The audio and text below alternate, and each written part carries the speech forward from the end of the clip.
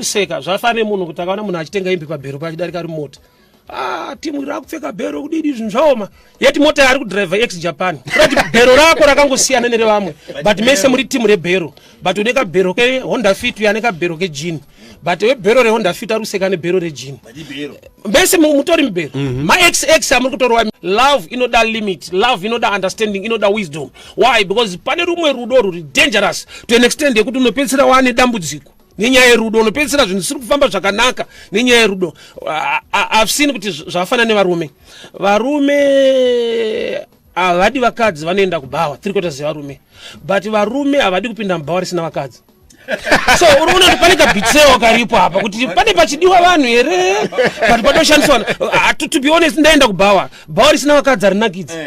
But iwo kuda mukadzi wokubhawa auzvide.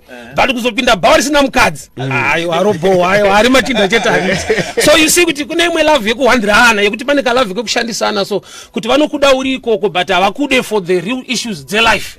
So kuti varume dai vakadzi venyu kuda mukadzi wako kunamata. Otherwise chiri common chisina kunyorwa ndichi kuda vakadzi. Murume anoda vakadzi. Ukatona kuda mukadzi wake akunamata because zvitori muBible. Zvisiri muBible ndo zviri natural. Murume anoda vakadzi. Asi ukaona murume akuda mukadzi wake iBhayibheri. Zvisiri muBible zviri natural kuda vakadzi.